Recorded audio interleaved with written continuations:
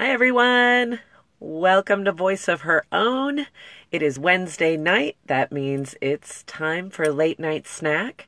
Late Night Snack is just these short videos about self-care, about parenting, about life. And I'm Allison Kinnear. Thank you so much for joining me.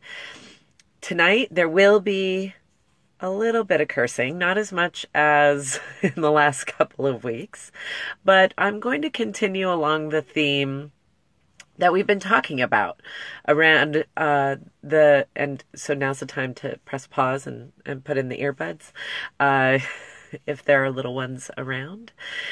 What we're going to do is continue on the theme around just talking about the shit that piles up in our lives.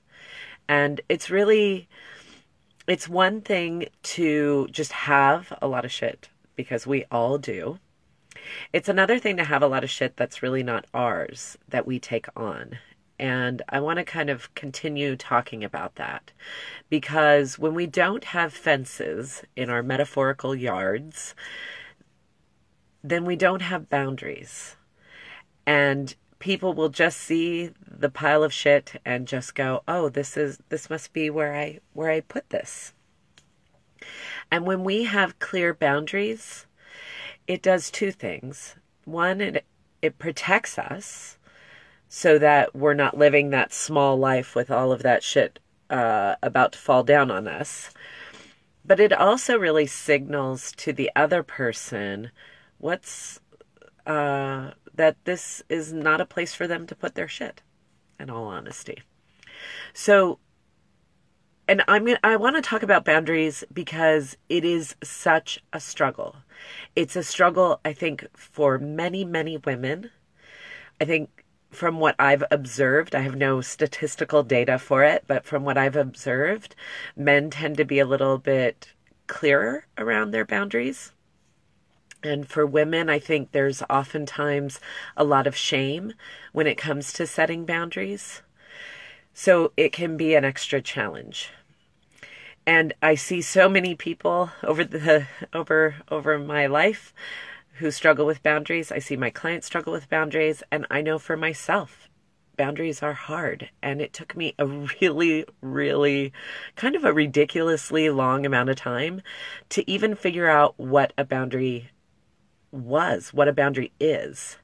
Because we can hear oftentimes I have found that when you hear someone talking about boundaries, they are just talking about the benefits of boundaries, how important boundaries are, how life is suddenly so much better when you have boundaries.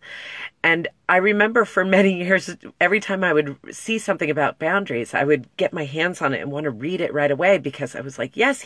So tell me, what are they? How do I get them? And and for most of the time, they just gloss right over that. There's just a lot of hammering in how important they are. So today, let's talk about what the heck they are and how to set them. The best definition I have heard of boundaries comes from, for those who know me, you know that one of the loves of my life is Brené Brown. If you get a chance to check out Brené Brown, she's amazing.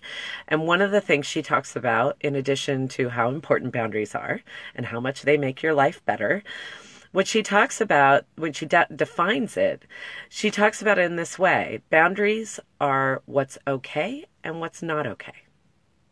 That's it. It's saying this is not okay, and being clear with other people about what's okay and what's not okay.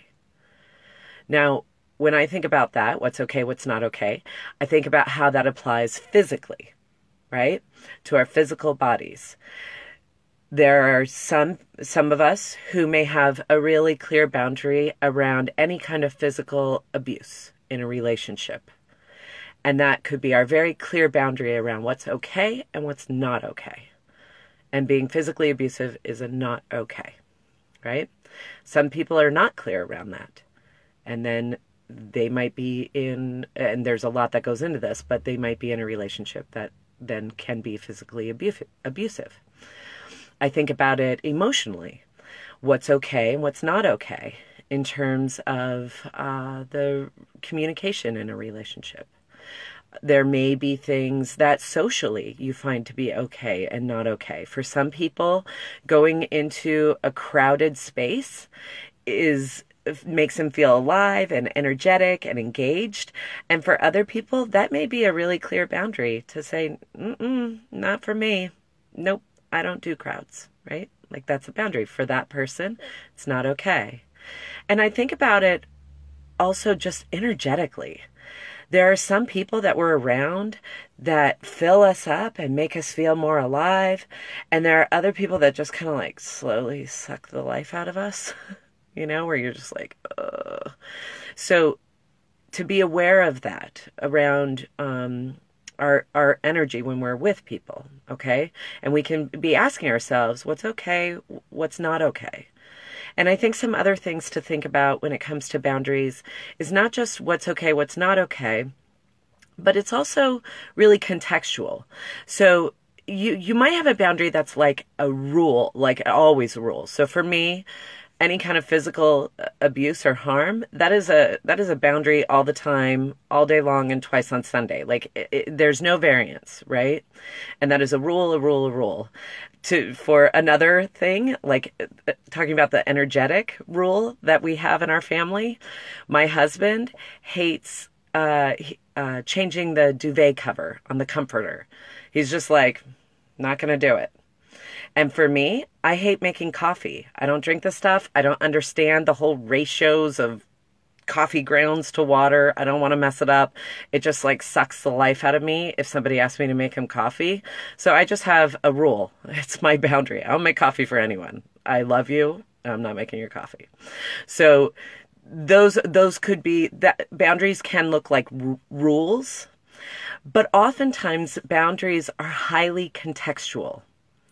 So there might be one day where you're feeling in a certain kind of space where and this has happened to me.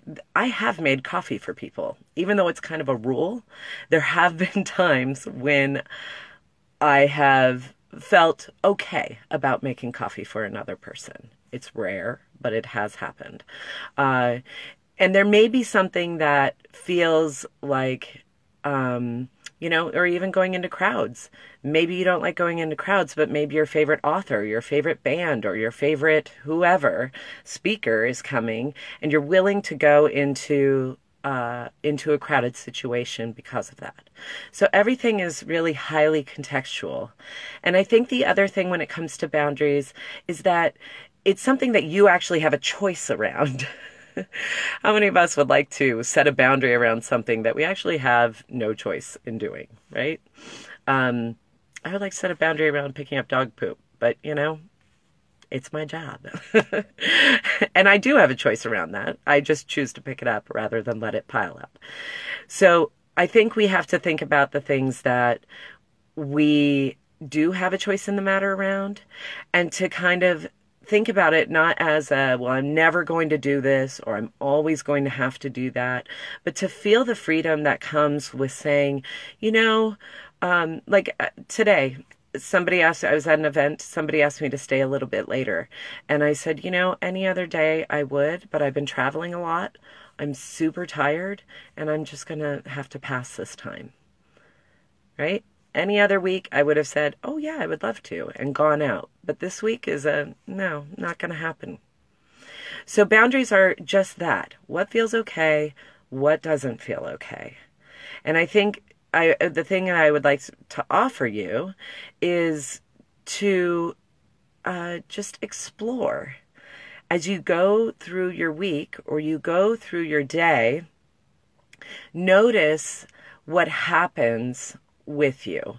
Notice the things that, and as much as this is a mental thing, it's actually more of a body thing, because our bodies really often know how we feel about something well before our brains do, right?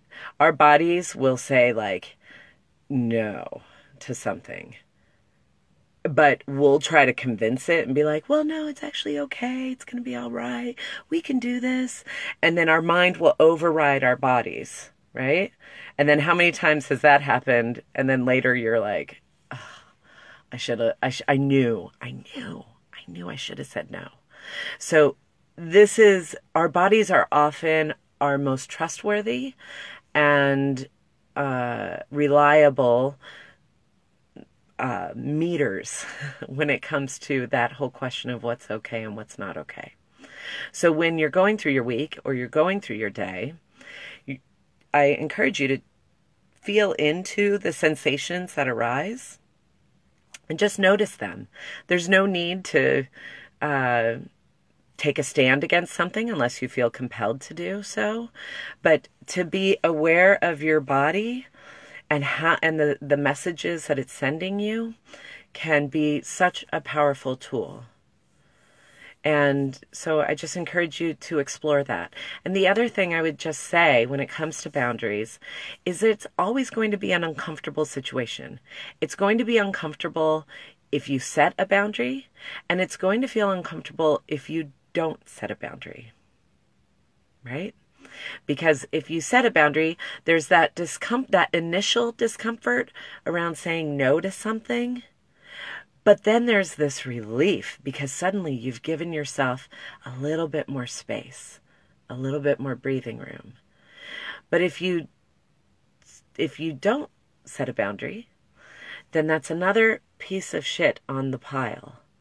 And suddenly our lives can get really narrow and really small and feel really confined when we're saying yes to so many things that are just draining us. So it's going to be uncomfortable either way. The difference is when we set a boundary, it's uncomfortable at first, and then it's really pretty fantastic afterwards. And the opposite is true when it comes to not setting a boundary, is that it feels really good at first, and then it feels really not good over time for the long run. So that's just something to hold, to keep in mind. Discomfort's going to come either way. It's just, do you want a little bit or do you want a lot? And the more we talk about boundaries, I have a feeling we're going to be talking about it more in the weeks to come. But for now, just go on a little scavenger hunt with yourself. As you're going through the day, notice those sensations and just take note. No need to act on it, just notice it. That's the thing that I will offer to you tonight when it comes to setting boundaries. I want to see who's here. We've got, oh, hi, Mom. Hi. Aussie, yay! You made it. Jessica, self-awareness is key in setting boundaries. Absolutely. We have to be aware of what's happening with us when it's happening. Hi, Lynn. Let's see here. Jessica, I had to take a moment yesterday in an experience to check in with myself physically, mentally, emotionally, and even spiritually to see if my choice was in alignment. And then I made a conscious decision about it. Felt so powerful instead of just going with the flow. Absolutely. Well done, Jessica. Taking that breath, taking that moment to just breathe in and kind of feel it out. Where does this stand with me? Am I in alignment?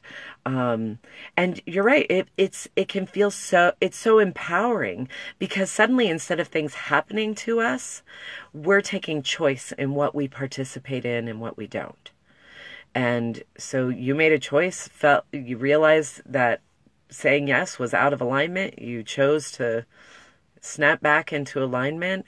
And it is really easy to just go with the flow of things, right? Like just say yes to things and be an agreeable person. I think especially as women, we get a lot of training on how to please others. And while that's wonderful to give to others, if we give, then it's really easy to drain ourselves. So, so important to stay conscious and aware and alert as we go. Wonderful. Well, thank you so much. If you have any other questions, leave them down below. I'm still doing free consultations, and boy, my calendar is filling up, folks. If you are feeling like you need to catch your breath, if your life has gotten really small, or you know someone who could use a little, just an hour of someone to listen to and process with, these conversations are so incredible, so powerful, and they're free. I mean, come on. How good can that get? A couple of things that are coming up this weekend. We are starting our Back to Her Roots Motherhood project for the people here close to Maple Valley. Oh my goodness, we had our planning session. Oh, my mind is blown. This is going to be amazing. Nature education for moms, deeply reconnecting with children. Oh my gosh. And like a whole lot of mama me time. So good. Next Tuesday, also local to here, I'm doing my introduction class to how to talk to your kids about sex, death, and the icky things happening in the world. There's a lot of icky things happening. So how do you have those conversations when you're driving down the street and your child asks you a question about death or about sex or about something heard on the news? How to have those conversations in a developmentally appropriate way, how to support you during those times when it just kind of hits you. And we're going to do a longer class on it, but this is just an introduction. So that happens next Tuesday night at 7 o'clock at Yoga Family here in Maple Valley. So that is all the news for me. I wish you a full night of uninterrupted sleep. Thank you so much for joining me tonight. And I wish you that uninterrupted sleep tonight and always. Thank you. Have a wonderful day, a wonderful night, and I'll see you next week.